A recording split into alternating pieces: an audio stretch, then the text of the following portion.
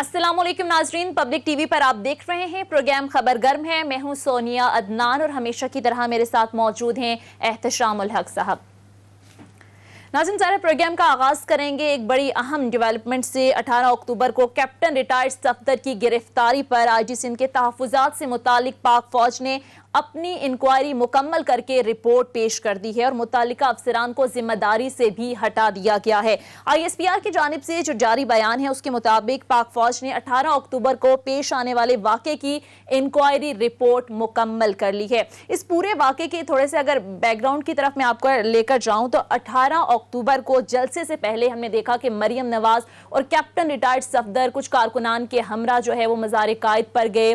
वहां पर जिस तरीके से मज़ार कायद के तकद्दुस को पामाल किया गया, नारेबाजी भी हुई कारकुनान की जानिब से। फिर अगले रोज अलसुबह हम देखते हैं कि एक वीडियो जो है वो अपलोड की जाती है सोशल मीडिया पर, जिस पर मरियम नवाज साहिबा की जानिब से कहा जाता है कि चादर और चार दीवारी के तकद्दुस को पामाल किया गया और कैप्टन रिटायर्ड सफदर को गिरफ्तार किया गया। और इस सारी सूरत हाल के बाद जो है वो IG सिंध के अगवा की खबरें भी मंजर-ए-आम पर आती हैं। पुलिस पर प्रेशर डाला गया, इस तरह की भी बातें मंजर-ए-आम पर आई। उसके बाद वज़ीर आला सिंध जो है उन्होंने प्रेस कॉन्फ्रेंस की। हमने देखा कि इस प्रेस कॉन्फ्रेंस में सहाफ़ी वज़ीर आला सिंध से सवाल करते रहे IG सिंध के मामले पर, लेकिन उनकी जानिब से कोई जवाब नहीं दिया गया, जिस पर हमने देखा कि पुलिस की जानिब से भी सख्त रद्द-ए-अमल सामने आया। छुट्टियों की दरख्वास्त दी गई पुलिस के आला अफसरान की जानिब से। उसके बाद बिलावल भुट्टो की जानिब से प्रेस कॉन्फ्रेंस की गई और आर्मी चीफ और DG ISI से तहकीकात का मुतालबा किया गया। उसके बाद आर्मी चीफ की जानिब से बिलावल भुट्टो को फ़ोन किया गया इस सारे मामले पर और यकीन दहानी करवाई गई बिलावल भुट्टो के कि न सिर्फ इस मामले की तहकीकात होंगी बल्कि जो मुलव्विस अफसरान हैं, जो मुलव्विस लोग हैं, उनके खिलाफ भी कार्रवाई अमल में लाई जाएगी। तो हमने देखा कि आज तहकीकात मुकम्मल करके रिपोर्ट मंजर-ए-आम पर आ गई है। Army chief general Qamar Javed Bajwa ने जो कहा वो कर दिखाया और ये साबित किया कि आइन और कानून की बालादस्ती पर कोई समझौता नहीं है, कोई भी कानून से बालातर नहीं है। ज़ाहिर है जो गलती करेगा उसे सज़ा भुगतनी होगी, उसे सज़ा मिलेगी। इस आज के इस इक़दाम के बाद बिलावल भुट्टो ने भी खैर मकदम किया और ये कहा कि ऐसे इक़दाम से इदारे मजबूत होते हैं। पहले आपको सुनवाते हैं कि बिलावल भुट्टो ने इस बारे में क्या कहा, फिर इस पर मजीद बात करते। उम्मीद करते हैं कि ये शुरुआत है और ये सिलसिला आगे भी ऐसे ही रहेगा। बिलावल भुट्टो की गुफ्तगू आपने सुनी। शिबली फराज साहब ने भी आज बात की है। उन्होंने कहा है कि आर्मी चीफ ने या पाक फौज ने तो अपना काम मुकम्मल कर लिया, अब सिंध हुकूमत भी इंक्वायरी मुकम्मल करे और रिपोर्ट जो है वो पब्लिक करे। क्या कहा उन्होंने, सुनिएगा जरा। इसी सारे मामले पर आज प्रोग्राम में हम बात करेंगे और इसके साथ साथ ऑफ कोर्स जो इस वक्त सियासी माहौल है, सियासी गहमा गहमी है, ऑपोजिशन हुकूमत के जो बयानात हैं एक दूसरे के खिलाफ, इस पर भी आज के प्रोग्राम में हम बात करेंगे। इन्हीं सारे मामलात पर बात करने के लिए मुझे ज्वाइन किया है वफाकी वज़ीर और रहनुमा PTI आज़म सवाती साहब ने। अस्सलाम वालेकुम सर, सबसे पहले तो बहुत शुक्रिया आपके वक्त का। एहतशाम साहब, मैं आपकी इजाज़त से सबसे पहले आज़म सवाती साहब की तरफ जाऊँगी। आज़म सवाती साहब, वज़ीर आज़म ने हमने देखा कि सारे मामले पर जब उनसे सवाल किया गया IG सिंध के अगवा से मुतालिक तो उन्होंने इसको ड्रामा करार दिया था, लेकिन आज हमने देखा कि आर्मी चीफ की जानिब से जो वादा किया गया था, जो कहा गया था, अमली तौर पर उस पर अमल भी किया गया। इस रिपोर्ट में ये कहा गया कि अफसरान को ओहदों से हटा दिया गया है। तो कैसे देखते हैं अब आप इस तमाम तर मामले को? बीबी, सबसे पहले तो मुझे अपने शिबली फराज साहब के बयान से कतई इख्तलाफ है और वो मुस्बत नोट पे इख्तलाफ है कि शिबली फराज साहब किस सिंध हुकूमत की बात करते हैं, किस बिलावल की बात करते हैं, किस सिंध पुलिस की बात करते हैं। उनका कारोबार है, उन्होंने अपना कारोबार चलाना है, चोरी करनी है, चोरी का माल जो है लपेटना है। उनको इदारों से अगर इदारे वहाँ पे होते तो लोग पानी को तरसते। उनकी अस्पतालों की हालत को देख लें, उनके रोडों की हालत को देख लें। कराची उन्होंने कचरा बना दिया है। तो इसलिए जो है कम से कम शिबली फराज साहब को आर्मी चीफ के इदारे का और उनकी मुआवजा नहीं करना चाहिए था। इनका दूर दूर का कहीं रिश्ता नहीं है। मैं समझता हूँ कि आर्मी चीफ ने जो किरदार अपना अदा किया है, पूरी कौम उसको सराह रही है। हर इदारे को कानून के मुताबिक जो है उसका ताबे होना पड़ेगा और हर इदारा जो है अपनी जुरिस्डिक्शन के अंदर जो है अगर अपना काम करेगा तो मैं समझता हूँ कि जमहूरियत और मुल्क जो है वो तरक्की की तरफ गामजन होगा। मुल्क के अंदर जो है एक जमहूरी फ़िज़ा पैदा होगी, एक तसलसल होगा, तो उससे हमारी बुनियादें और इकानमी जो है वो बेहतर होगी और लोगों की ज़िंदगी जो है एक इन्वेस्टमेंट का माहौल पैदा होगा, एक बेस्ट जीडीपी का माहौल पैदा होगा। लोगों को अपने अवामल के ऊपर, अपनी इकानमी के ऊपर, अपने मुल्क के ऊपर, अपने मुल्क के इदारों के ऊपर जो है एतमाद और भरोसा होगा। और यही चीज़ जो है बैरून मुल्क जब हम देखते हैं तो बिल्कुल एक डिफरेंट आइडेंटिटी जो है वो दिखाते हैं। और अल्लाह का शुक्र है कि आर्मी चीफ ने ख़ुद एहतसाबी का जो अमल था उसको पाए तकमील तक पहुँचाया और ये एक बड़ा खुश आइंद काम है। लेकिन दूसरी तरफ से अगर सिंध की पुलिस से, बिलावल भुट्टो से और अगर सिंध के चीफ मिनिस्टर से आप ये तवक्को करें तो मेरा ये ख्याल है कि एक बच्चे का ख्वाब होगा जिसकी कभी भी कोई तामील या तकमील जो है नहीं होगी। मैं कम से कम 2000 से देख रहा हूँ,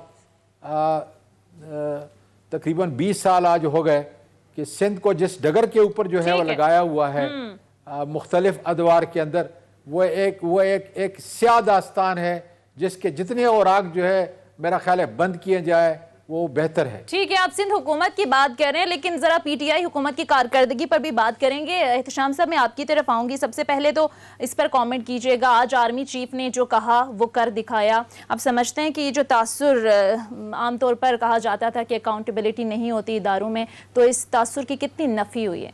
देखिए सोनिया, पहली तो बात यह है कि इस वाक़े के 3 पहलू हैं मेरा ख्याल है, और हम इसको आइसोलेशन में नहीं देख सकते। ठीक है। एक पहलू का ताल्लुक आर्मी चीफ की बात से, इंक्वायरी रिपोर्ट है जो आज आ गई है, और एक का ताल्लुक फेडरल गवर्नमेंट से और एक का सूबाई गवर्नमेंट जो सिंध की है उससे ताल्लुक है।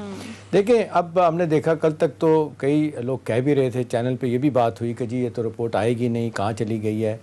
2 हफ्तों का टाइम मांगा गया था, रिपोर्ट आई थोड़ी सी लेट हो गई। लेकिन इसी तरह आप देख लें कि सिंध हुकूमत ने भी 4 मेंबर की रिपोर्ट, 3 उसमें वज़ीर थे, वो रिपोर्ट अभी तक नहीं आई। वो कब आएगी ये देखने वाली बात है इस वाक़े की। पहली तो बात है, सवाती साहब ने कहा, सवाती साहब से ज़्यादा मेरा ख्याल है अहमियत जो इनकी गवर्नमेंट के वर्स्ट क्रिटिक हैं वो बिलावल भुट्टो साहब हैं। वो अगर कहते हैं कि जी बड़ी वेलकमिंग एक बात है और उन्होंने उम्मीद का इज़हार किया कि इससे अदारे मजबूत होंगे, इंटेग्रिटी बढ़ेगी और फिर फर्दर एक्शन की भी बात होगी। देखिए, ये किसको नहीं पता सोनिया कि ख़ुद एहतसाबी का निज़ाम इन बिल्ट फ़ौज के अंदर होता है। ये हो नहीं सकता कि फ़ौज के अंदर आप कोई बड़ा वाक़या हो, बड़ा कोई जुर्म करे, माल खाया जाए, कोई ज़्यादती हो सजा। मुझे याद आ गया 90s की दहाई में एक मेजर अरशद साहब थे, उन्होंने अपने ख़ानदानी चक्कर में 10-11 लोगों को कत्ल करवा दिया था। उसके बाद फिर आपने देखा कोर्ट मार्शल हुआ, सजाए मौत हुई, वहाँ पे किसी का लिहाज नहीं होता है। बेशुमार लोग हम देखते हैं कि उनको नौकरी से हटाया जाता है, उनकी पेंशन ख़त्म की जाती है, उनके बाकी जो चीज़ें देनी होती हैं, ग्रेजुटी वगैरह सारी जब्त कर ली जाती है। देखिए, अब जहाँ तक फ़ौज का ताल्लुक है, उनका एक स्टेटमेंट आ गया, इंक्वायरी रिपोर्ट आ गई जिसको सराहा भी गया, अच्छी बात है। ठीक है, आगे फर्दर इस पर भी बात होनी है, मामला आगे कैसे जाएगा, उनका फर्दर एक्शन क्या होगा। अब 2 रिस्पॉन्स सिंध हुकूमत का है जिस तरीके से आया। सिंध हुकूमत ने जिस हवाले से मैं कहता हूँ नाली दिखाई गई, भाई पहले दिन से अगर पुलिस ये मुकदमा दर्ज कर लेती तो ये मसला ही नहीं होना था। अब आप देख लें कि आज कल की बात और आज जो रिपोर्ट हुई है कि जिस हवाले से सिंध की पुलिस कहती है जी उन्होंने केस बना के इस हवाले से दे दिया, झूठा सुने झूठा मुकदमा है, वो बंदा वहाँ पर मौजूद ही था। भाई CCTV की फुटेज मौजूद है, सारी दुनिया ने देखा। मुज़ाहिरे कायद की जो बेहुरमती हुई, 3 साल उसकी कैद है। आपने सिर्फ ये कह दिया कि जी वो बंदा मौजूद नहीं है लिहाजा केस ख़त्म हो गया। मेरे ख्याल है ये ओनस अब आएगा सिंध हुकूमत पे भी, जवाब दे एक रिपोर्ट ने। तीसरी बात है हुकूमत का रिस्पॉन्स, जैसे आप बात कर रही थी। मेरा ख्याल है ये सवाती साहब, मैं कहूँगा कि प्राइम मिनिस्टर की तरफ से भी बयान, बाकी जो लोग आए, इसको रेजली इसको रिजेक्ट किया गया, ड्रामा करार दिया गया, ठीक नहीं था। अगर मेरा ख्याल है अगर आर्मी चीफ की तरह बाकी सिंध और फेडरल गवर्नमेंट भी इस हवाले से अपना तासुर देती, इसमें बिहेव करती तो मामला आगे ना जाता। अब मैं अगर सवाती साहब आपसे पूछूं, जिस तरीके से आपने कहा है कि सिंध हुकूमत की कारकर्दगी, लूट मार इल्ज़ामात भी हैं, फंसे भी हैं, लेकिन लोग इस वक्त ये कह रहे हैं कि जी हुकूमत पाकिस्तान, फेडरल गवर्नमेंट जो एक फेडरेशन है उसकी 4 इकाई हैं, फेडरेटिंग यूनिट्स हैं, उनको साथ लेके चलना है जो आपके सूबे हैं। हर किसी के साथ लड़ाई करके तो आप सर्वाइव नहीं कर सकते। दूसरा आमतौर पे तासुर ये है सवाती साहब कि इस लड़ाई का नुकसान आप लोगों को हो रहा है। आप कारकर्दगी नहीं दिखा पा रहे, आपके सारे वजीर सारा दिन फायर फाइटिंग करते हैं, टीवी पे आके जवाबात देते हैं, अपने बारे में कोई बात नहीं करता। शेख रशीद साहब सारा दिन बात करते हैं, 100 हादसात हुए हैं, 2.5 सालों में एक की भी आप देख लें कि रिपोर्ट नहीं आई, किसी को सज़ा नहीं दी गई। तो आप नहीं समझते कि ये हुकूमत का काम है। हुकूमत अगर बेहतर तरीके से अपनी कारकर्दगी दिखाए तो अपने ओपोनेंट्स को जो अफेक्ट कर सकती है, उनके साथ मामला बेहतर कर सकती है, या ये कि कम अज़ कम कारकर्दगी की बुनियाद पे जो 2023 का इलेक्शन है उसके जीतने की राह मार कर सकती है। जी ठीक है सर, आजम सवाती साहब से, ठीक है आजम सवाती साहब आपका डिटेल जवाब लेंगे, लेकिन एक ब्रेक के लिए सर माजरत के साथ कहा जा रहा है, एक ब्रेक लेते हैं, मुख्तसर आते हैं, यहीं से कंटिन्यू करते हैं सिलसिले को। Stay with us.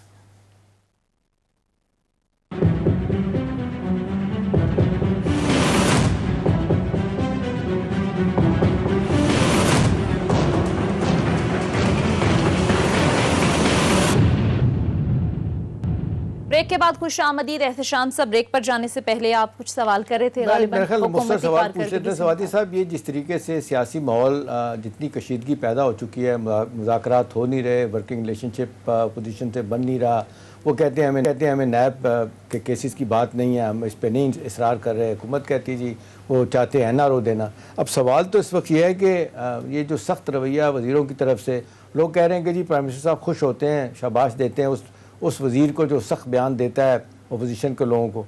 तो सवाल मेरा ये है कि फिर ये जो एक वर्किंग रिलेशनशिप होता है अपोजिशन के साथ, वो नहीं बन पा रहा। पार्लियामेंट के इजलास नहीं होते हैं तो जिस तरीके से माहौल होता है, आज पंजाब में जिस तरीके से आपने देखा घेराव किया गया वज़ीर का, तो ये तो फिर 2.5 साल तो गुजर गए ऑलमोस्ट, तो फिर 2.5 साल भी ऐसे ही गुजर जाएंगे। इवेंचुअली आपके लिए मुश्किलात बढ़नी जाएंगी 2023 के इलेक्शन तक। जी सवाती साहब। एहतशाम साहब, मेरा ये ख्याल है कि आपने समुद्र को जो है कूजे के अंदर बंद कर दिया है। आपके सवाल के मुख्तलिफ ज़ाविये हैं, मैं चाहूँगा कि आप तफसील से जो है उन ज़ावियों को तज्ज़िया भी करूँ और आपको जवाब भी दूँ। जी, और सबसे पहली जो बात आपने की कि क्या एक फेडरेशन के अंदर फेडरल हुकूमत का ये काम है कि सूबों से मिल के जो है अपनी हुकूमत को चलाए, तो मैं समझता हूँ कि जितना हमारा काम है इतना उनका भी काम है। लेकिन वाहिद आपकी सिंध की हुकूमत है जो चल नहीं रही है वफाक के साथ। उसकी वजह यह है कि आज आटे की सूरत हाल देख लें कि किस तरीके से उन्होंने एक होर्डिंग करके मार्केट के अंदर जो है जो असूल है पूरी हुकूमतों का, सूबाई हुकूमतों का, उसकी बिल्कुल नफ़ी करके उन्होंने जिस तरीके से हमारे लिए एक मसनूई महंगाई का एक बहरान जो है पैदा किया, जिस पर अब इंशाअल्लाह ताला काबू पाया जा रहा है, उसको देख लें। फिर जो है उन्होंने आइंदा जो गंदम की कीमत थी उसके ऊपर जो ले दे की, और आखिर के अंदर जो है उन्होंने 18 रुपये, ताकि गरीब आदमी जो है वो डबल कीमत और ट्रिपल कीमत के ऊपर जो है। हमारा तो सबसे बड़ा मसला इस वक्त ये सूबाई हुकूमतें या अपोजिशन नहीं है, हमारा सबसे बड़ा इस वक्त जो है वो महंगाई का है, क्योंकि कोविड के साथ साथ जब इकानमी जो है वो स्लो हुई है, उसके साथ साथ जो है लेकिन माजरत के साथ सवाती साहब महंगाई की उसको काबू कर। साहब कहते हैं ये तो ओपोजिशन का पैदा किया हुआ है, महंगाई नहीं है। सर जी मुझे जरा जवाब जी, आप जरूर दें। आपको पूरा सवाल सुना है तो मुझे जरा जवाब देने दें। दूसरा, अच्छा, ये महंगाई चूंकि मसनूई महंगाई है, इसके ऊपर काबू पाने के लिए जितने भी आपके कार्टेल्स हैं उनको हम तोड़ रहे हैं, हम सप्लाई लाइन को जो है मजबूत कर रहे हैं, और अपनी जो एडमिनिस्ट्रेशन है, जो गवर्नेंस है, उसको बेहतर कर रहे हैं, ताकि अगर वो सिंध को भी गंदम चली जाती है तो कम से कम पंजाब, बलूचिस्तान और KPK के अंदर जो है उसका एक तवाज़न पैदा किया जाए, और गरीब को जो है सस्ता आटा, सस्ती चीनी जो है, और आपने देखा कि पिछले 2 हफ्ते से कम 2 रुपये 3 रुपये जो है कम हुई है, जो बड़ी खुश आइंद बात है। इससे भी हम मुतमईन नहीं है, इसको बहुत ही कम होना चाहिए जी। अब आपने ये कहा कि क्या वज़रा जो है वो मतलब काम नहीं करते, ज़्यादा जज्बाती हैं। ज़ाहिर है कि हर एक वज़ीर का अपना तरीक़ेकार है, और हम सब अपने एक दूसरे के काम के लिए भी ज़िम्मेदार हैं, मुश्तरका ज़िम्मेदारी है। लेकिन अगर मेरे किसी काम के अंदर अगर आपको कोई एतराज़ है या ये है कि उसमें कोई कमी है, तो मुझे बताएं। मैं समझता हूँ कि मैं अपनी ताकत से ज़्यादा, अपनी विसात से ज़्यादा, अपनी समझ से ज़्यादा जो है अपनी मिनिस्ट्री के अंदर जो पहले पार्लिमानी उमूर की थी उसके अंदर भी किया, साइंस एंड टेक्नोलॉजी के अंदर किया और आज नारकोटिक कंट्रोल के अंदर भी इंशाल्लाह ताला। सही। और मैं कम अज कम अपनी कारकर्दगी से मुतमईन हूँ, अच्छा। अपने तजुर्बे के मुताबिक अपना मुतमईन चले। कि लेकिन बेहतर एक तौर सवाल पे जो इसी है में मैं सवाती अपने- साहब सवाल अपनी भी ले लें। हुकूमत को और अपने आपने लोगों को- बात की थी आटे की, चीनी की और खाने पीने की चीज़ों की महंगाई की, ये बिल्कुल आपने बहुत अच्छी बात की। असल में इशू आम आदमी का ही है। अभी देखें आटे और चीनी के बारे में जो इल्ज़ाम आप पे लग रहा है हुकूमत पे कि हमेशा हमने देखा है हुकूमतें इंटर प्रोविंशियल मूवमेंट एक हद तक आटे की पाबंदी लग जाती है, जब तक कि आपने देख ली नई फसल आती है, उसके बाद गंदम की सपोर्ट प्राइस तय होती है, उस दौरान आप देख लें कि वो बिल्कुल किसी सूरत में भी एक सूबे से दूसरे सूबे तक गंदम नहीं जाती, आटा नहीं जाता। लेकिन आप देख लें कि अब हुकूमत आपकी कह रही है कि जी बेशुमार आटा यहाँ से गायब हुआ, लोग लेके चले गए, स्मगलिंग हुई, सिंध अपना केपी गया, वहाँ से अफ़गानिस्तान गया। तो लोग कह रहे हैं कि नाली तो ये हुकूमत पाकिस्तान की है ना, ये चीज़ों को मैनेज नहीं कर सकी। पहले सारी हुकूमतें ये क्या करती थी, बैनुल सूबाई मूवमेंट पे कंट्रोल रखती थी, नज़र रखती थी। आप लोग वो कहते हैं कि जी सियासत पे नज़र है, बयानों पे नज़र है, इन चीज़ों पे नज़र नहीं है। जी प्लीज़ अब जवाब दीजिए। नहीं एहतशाम साहब, बात ये नहीं है। पहले भी आज चूँकि माशाल्लाह मीडिया और लोग जो है सोशल मीडिया की वजह से इतने मजबूत हैं कि हर गली हर कस्बे के अंदर जो है हमें हर रेट का, हर चीज़ की कीमत का जो है वो पता चल जाता है, हर मार्केट का पता चल जाता है, जो सस्ते बाज़ार बनाए हुए हैं उसके अंदर भी पता चल जाता है। मेरा ये ख्याल है कि कमज़ोरियाँ ज़रूर हुई हैं, ऐसा नहीं है, लेकिन सबसे जो बड़ा वो है कि एक कार्टेल है, उसने एक मसनूई किल्लत पैदा करके हमें दीवार के साथ लगाने की कोशिश की और उससे इंशाल्लाह ताला हम निकल आए हैं। आज जो स्पॉट प्राइस का हमने फैसला किया गंदम की, मेरा ये ख्याल है कि वो भी खुश आइंद है और इसके मुस्बत असरात जो है होंगे। हालांकि आपने देखा कि काबीना के अंदर मुख्तलिफ वज़रात की मुख्तलिफ राय थी, लेकिन इमरान खान ने गरीब के आटे के लिए, गरीब की कीमत के लिए, उसकी इमदाद के लिए जो स्पॉट प्राइस रखी है, आप देखेंगे कि इंटरनेशनल मार्केट का रुझान भी जो है इस वक्त कम हो रहा है। मुल्क के अंदर भी अब जो है महंगाई इंशाल्लाह ताला कम होगी और सस्ता आटा इंशाल्लाह ताला लोगों की दहलीज तक जो है पहुंचेगा। इसलिए कि अब हमारे पास गंदम की कोई किल्लत नहीं है, अब हमने इंशाल्लाह ताला रिलीज करना शुरू कर दिया है। चले आजम सवाती साहब, हम ये उम्मीद करते हैं कि जिन मुस्बत असरात की आप बात कर रहे हैं ये आम आदमी पर भी आए और आम आदमी की जो इस वक्त मुश्किलात हैं उनमें भी कमी आए। एहतशाम साहब, मैं आपकी तरफ आऊँगी।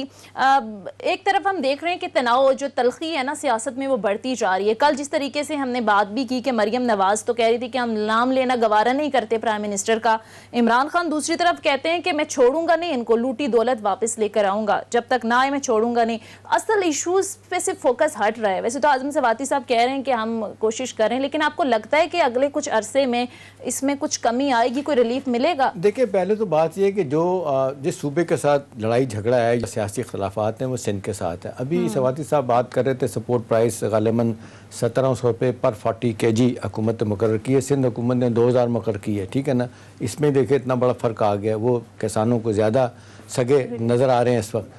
सवाल ये नहीं है, सवाल ये है कि भी लोग जो गिला कर रहे हैं, शिकवा कर रहे हैं, क्रिटिसाइज़ कर रहे हैं कि कॉम्प्रिहेंसिवली चीज़ों को देखा नहीं जाता, हैपसेटली फ़ैसले किए जाते हैं, जल्दबाजी में फ़ैसले किए जाते हैं। एक अरसे से अभी देख रहे हैं चीनी का बुरान, आटे का बुरान अपनी जगह वापस नहीं आया। भले प्राइम मिनिस्टर साहब रात दिन कहते रहे अपोजिशन ने ये खड़ा किया हुआ है मसनूई तौर पर, अभी कार्टल बने हुए हैं, कार्टल के सरबराह जो इल्ज़ाम लगते हैं जागीर तरीन साहब भी वापस आ गए हैं।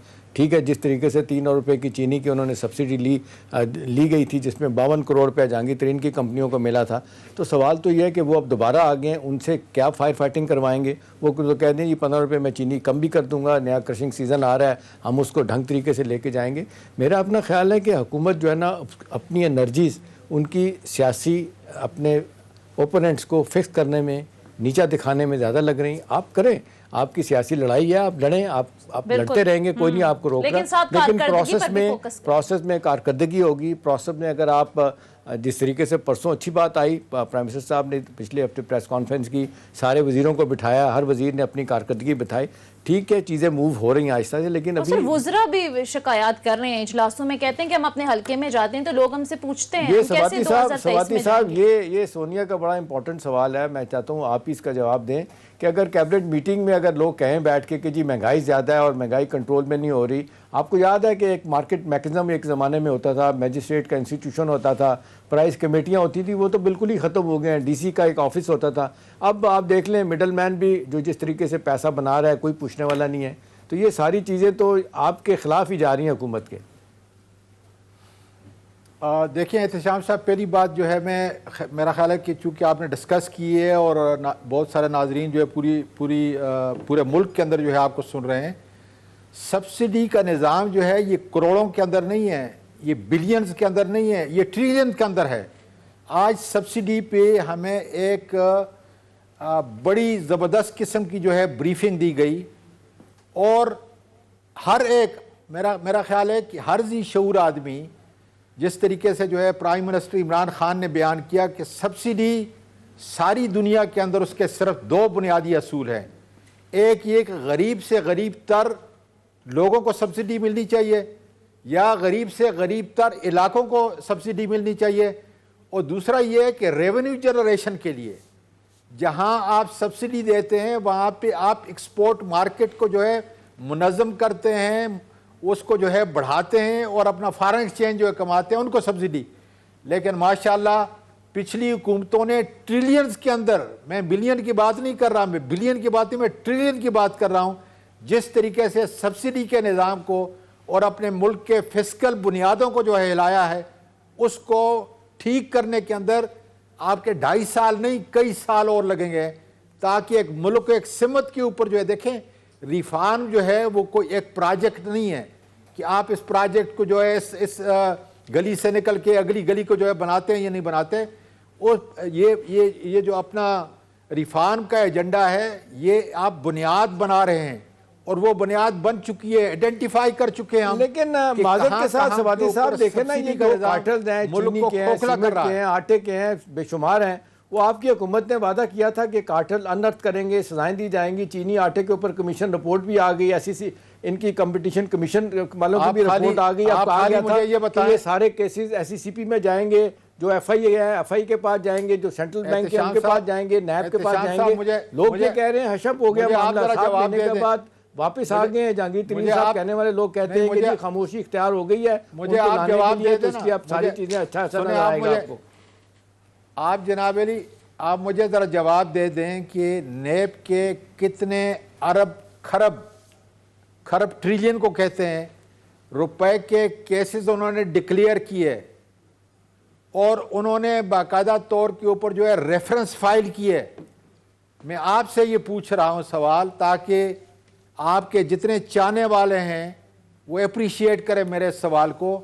मुझे ये बताएं कि कितनों ने पाकिस्तान की दौलत को लूटा है, कितने इस वक्त जेलों के अंदर हैं।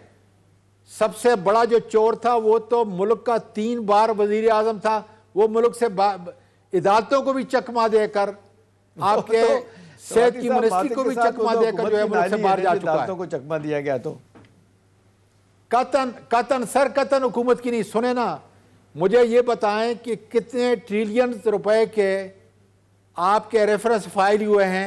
सही, और लेकिन आज़म सवाती साहब रेफरेंसेस फाइल हुए हैं, लेकिन जिस तरह से इमरान खान कह रहे थे कि हमारे अंडर है, दौलत वापस लाएंगे, अभी तक अमल में कुछ नजर नहीं आया। इसी बात पर एक ब्रेक लेते हैं नाजरीन, एक मुख्तसर ब्रेक के बाद वापस आते हैं, इस सिलसिले को यहीं से कंटिन्यू करते हैं। Stay with us.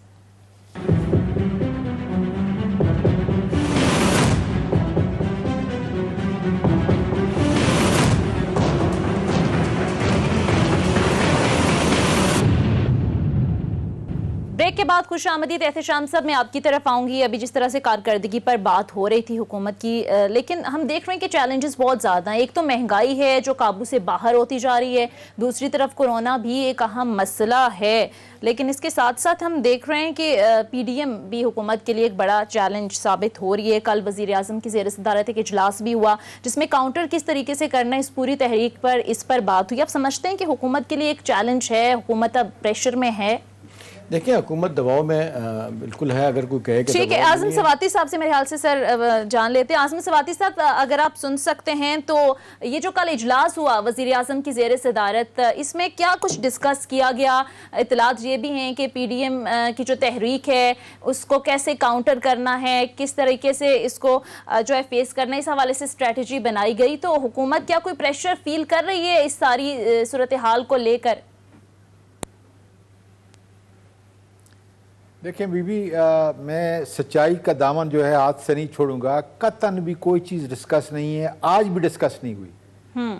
हमें जिन चीज़ों की फिक्र है वो इस वक्त जो है एक ही मसला है, और आज भी प्राइम मिनिस्टर ने बार बार जितने भी एजेंडे के ऊपर आइटम थे, हर एजेंडे के ऊपर जो है जब बात होती थी तो एक ही बात होती थी कि महंगाई को जो है हमने, महंगाई का जो जिन है इसको बोतल के अंदर जो है बंद करना है हमने हर सूरत में। और इसके लिए सारे मिनिस्टर को कहा गया कि आप अपनी कारकर्दगी को बेहतर करेंगे, कोशिश करेंगे कि हम सूबे की एडमिनिस्ट्रेशन को जो है ऑन बोर्ड दे के, मेरा हाल है कल या परसों जो है CCI की मीटिंग भी हो रही है, उसके अंदर भी ये मसला उठाया जाएगा कि मुल्क की और इकानमी की और गरीब लोगों की बेहतरी के लिए यह है कि महंगाई जो मसनूई है, क्योंकि मैं पहले बता रहा हूँ ना कि चीनी की कोई किल्लत नहीं है। अभी क्रशन जो है, मेरा ये ख्याल है कोशिश कर रहे हैं किसी तरीके से कोर्ट से स्टे ऑर्डर, ये कार्टेल जो है ये ले, इंशाल्लाह ताला उनको जो है अगर थोड़े दिन के लिए जो है वो स्टे ऑर्डर मिला या ख़त्म हो जाएगा, इसलिए कि आखिर उन जजों ने अपने मुल्क और मुल्क के आवाम और इकानमी को भी जो है देखना है। बिल्कुल इसी तरीके से जो है आटे के ऊपर अब हमने वाफर मकदार के अंदर जो है गंदम मार्केट के अंदर जो है भेज रहे हैं। अब आटा मिलना पब्लिक से, पब्लिक जो होल्डिंग है उससे जो इंशाल्लाह ताला मिलना शुरू हो गया है। चलें, मेरा ख्याल है वक्त कम है, चाहते हैं स्टेबलाइज होगी, प्राइस जो है वो कम जल्दी होगी। जल्दी और हो जाए। देखें ये माजत के साथ ये महंगाई एक चैलेंज है, इसके अलावा और दो आपके लिए बड़े चैलेंजेस हैं। एक तो आप जिस तरह आपके तहादी हैं, जिस तरह आपसे नाराज़ होते हैं, अब ये चौधरी बरादरान वाला मामला जो है ना वो कहते हैं बहुत आगे चला गया है। जिस तरीके से पिछले दिनों ने आपके खाने में नहीं गए, तारिक बशीर टीमा साहब की बात होती है, वो कहते हैं कि सितंबर में 2019 में 1.5 माह के बाद आए थे जर्मनी से चौधरी शुजात साहब, इलाज कराने के बाद उस वक्त भी तबीयत ठीक नहीं थी, तो बहुत कहा गया, कहने के मैं प्राइम मिनिस्टर से मिला, मैंने प्राइम मिनिस्टर को कहा प्लीज़ उनको कॉल कर लें, उनसे मिल लें। वो कहते हैं ना मिले ना कोई गुलदस्ता, उन्होंने कहा कि मैं मिलूंगा भी, मैं फिर गुलदस्ता भी भिजवाऊंगा, ना वो मिले ना गुलदस्ता भिजवाया गया। अभी हाफजाबाद का जलसा आपने देखा 2-4 दिन पहले होता है, वहाँ पे कहा जाता है, वो कह रहे हैं कि जी हमें कहा गया जी प्राइम मिनिस्टर साहब लाहौर जाएंगे, चौधरी शुजात साहब की खबर लेंगे, जाएंगे, मालूम करेंगे, उनकी सेहत के बारे में नहीं पूछा गया। वो कहते हैं बड़ा स्ट्रांगली महसूस कर रहे हैं कि जी हुकूमत जो है ना उनके मामलात की तरफ नहीं देख रही। दूसरा कहा जा रहा है जो दूसरा चैलेंज है वो अपोजिशन का आपके लिए चैलेंज है, रेडीली आप उसको रिजेक्ट नहीं कर सकते, जो उनके जलसे जुलूस हो रहे हैं वो भी आपको टफ टाइम दे रहे हैं। तो ये दोनों चैलेंजेस हैं, इत्तेहादियों को कैसे साथ रखेंगे, अपोजिशन के साथ मामलात कैसे बेहतर होंगे, वो जलसे जुलूस करेंगे। जाहिर सी बात है ऐसा तो नहीं कि वो उनको कोई नहीं सुनेगा। एहतिशाम साहब, मैं लाइटर नोट के ऊपर कहता हूँ, मुझे यकीन है कि आप उनकी तर्जुमानी जो है जो 11 नौसरबाज और वो जो इमरान खान जो है इनको बिल्कुल जायज़ तौर पे कहता है कि 11 जेबकुतरे एक जगह जमा हुए हैं, मेरा ख्याल है कि आप उनकी तर्जुमानी नहीं कर रहे, इसलिए मैं ये लाइटर नोट के ऊपर ये कहा। मैं ख़ुद चौधरी साहब की ये आदत के लिए गया हूँ, परवेज़ इलाही साहब उधर बैठे हुए थे, उनसे इलाही साहब वहाँ पर बैठे हुए थे, उनके बेटे, उनसे बैठकर खैरियत करके फिर मैंने स्पेशल जो है उनके लिए मैं गुनहगार आदमियों लेकर दवा किए, और उसके बाद मैं आया हूँ और फिर हमारी जो है मीटिंग गवर्नर हाउस के अंदर जो है हुई।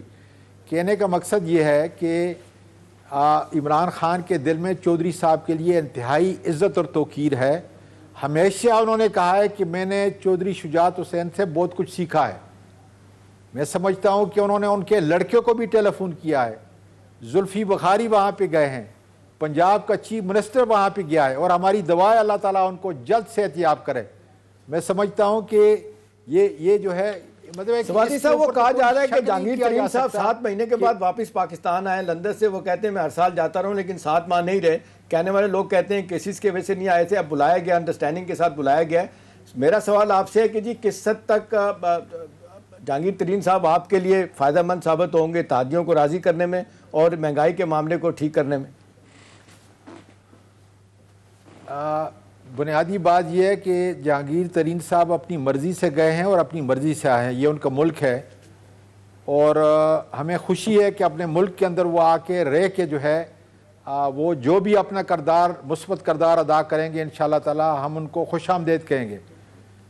वो किसी साजिश के तहत नहीं गए और किसी साजिश के तहत जो है वापस आए नहीं, ये मैं आपको बिल्कुल वसूख के साथ कहता हूँ, क्योंकि बहुत अरसा जो है हमने जहांगीर उनकी प्राइम मिनिस्टर साहब से मुलाकात होगी, पहले तो हर दूसरे दिन होती थी मुलाकात। सर अगर वो चाहेंगे तो मेरा ख्याल है कि कोई मुश्किल की बात तो नहीं, कोई दुश्मनी की बात तो नहीं है ना जी। जहाँ तक आपने ये कहा कि चौधरी साहब का, तो चौधरी साहब का भी, MQM का भी, दूसरे जो है हमारे इत्तेहादी हैं हमारे साथ हैं। मुश्किल हमारा जो वक्त आता है, जॉइंट सेशन आपका था, आपने देखा उन्होंने क्या किरदार अदा किया, उसके बाद सेनेट के अंदर जो है उन्होंने क्या किरदार अदा किया। आज भी जब हम पे मुश्किल आएगी इंशाल्लाह ताला आप देखेंगे कि मुल्क पाकिस्तान के लिए एक कौमी सवादी साहब कहते हैं कि पॉलिटिकल फायर फाइटिंग के लिए आपके पास उसी तरीके से किरदार अदा करते हैं। कहते हैं कि फिरदौस आशिक अवान साहब को वापस लाया गया पंजाब में इंफॉर्मेशन मिनिस्टर, आप कहते हैं कुछ अरसे बाद यहाँ पे भी ले आएंगे मरकज में। इसी तरह से वो कहते हैं कि जी जहांगीर तरीन साहब को बुलाया गया कि वो सियासी तौर पर मामलात को बेहतर करेंगे। सर आशिक अवान साहबा जो है वो बड़ी मुतहरिक जो है खातून हैं। आप मेरा ख्याल है देख लें कि अगर वो ख़ासकर इंफॉर्मेशन को जो है वो अच्छे तरीके से टैकल करती हैं। अगर पंजाब की हुकूमत ने उनको ये रोल दिया है और चौहान साहब को मतलब हटाया गया है, तो ये जाहिर है कि उनकी स्वाबदीद के ऊपर है, इसके ऊपर ना मैं कोई बात कर सकता हूँ ना आप कोई बात कर सकते हैं। इसलिए कि अगर हमने हुकूमत चलानी है तो जाहिर है कि ऐसे लोगों को जो है आगे लाना पड़ेगा जो उनकी नजर के अंदर, ठीक है, हुकूमत चलानी है तो ये फैसले करने होंगे। बहुत बहुत शुक्रिया आजम सवाती साहब, विफाकी वजीर रह गए, हमारे साथ मौजूद थे। एहतशाम साहब आपका भी शुक्रिया। नाज़रीन इसी के साथ ही हमारे आज के प्रोग्राम का वक्त खत्म होता है। अगले प्रोग्राम तक के लिए इजाजत दीजिए। खुदा हाफिज।